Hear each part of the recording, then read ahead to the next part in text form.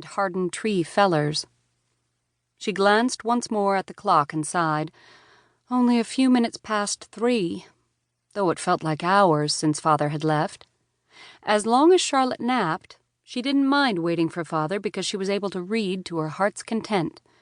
Father didn't approve of novels, not after Mother died. He said such twaddle softened the brain. A train came into the station. Lucy watched dozens of people, all kinds, rich and poor and everything in between, stream out its doors. A young woman stood at a distance, looking at them with a peculiar expression on her face. Lucy realized the woman's attention was focused on Charlotte. She glanced down at her napping sister and saw her blue eyes open briefly, blinking, before drifting shut as she fell back to sleep. Lucy turned the page to the next chapter in Little Women and was immediately transplanted into the world of Jo and Beth and Meg and Amy, upstairs in their bedrooms, Marmee downstairs in the kitchen with the cook.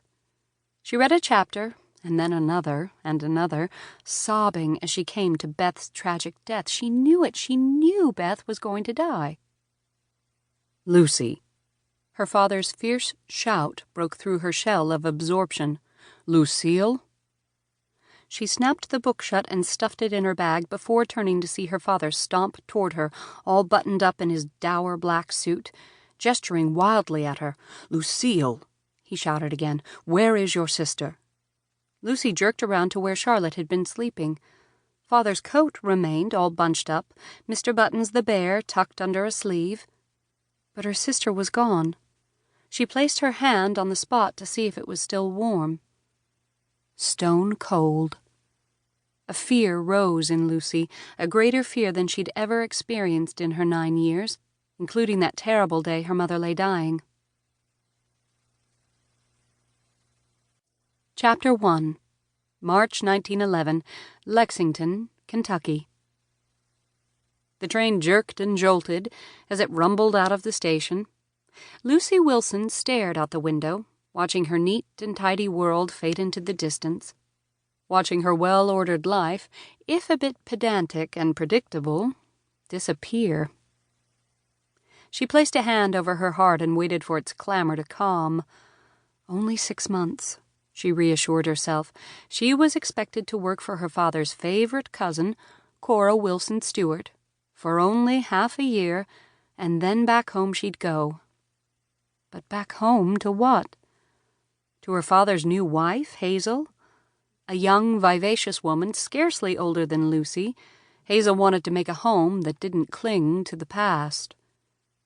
Back home to Lucy's charity work among the Lexington matrons, most of whom were twice, if not thrice, her age. Back home to Father. Her presence only evoked his sorrow. Lucy squeezed her eyes shut.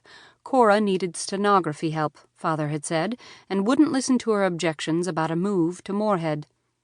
Cora was superintendent of education for Rowan County, an impoverished area full of, how had Father phrased it, moonshine and dulcimer pickers. Having grown up there, he should know, but what exactly did a stenographer for a superintendent of education do? Lucy had no idea. She had many accomplished skills from her education at the Townsend School for Girls, from mastering the art of embroidery to conjugating Latin verbs. And so she had dissected the word stenography. From the 17th century, Greek roots, stenos meant narrow, graph meant writing. The process of taking dictation. That Lucy thought she could do. Outside the window, the landscape had started to change. The train made fewer stops. Its tracks wound through rolling green hills thick with trees. Now and then she would spot a house with a sagging laundry line, but even those were becoming rare. Think of this as an adventure, Hazel had suggested. A time to spread wings and gain confidence. 6 short months, she reminded Lucy. Hazel's enthusiasm was contagious. Lucy had gone to bed last night with a vow to herself that she would be brave today, strong and courageous.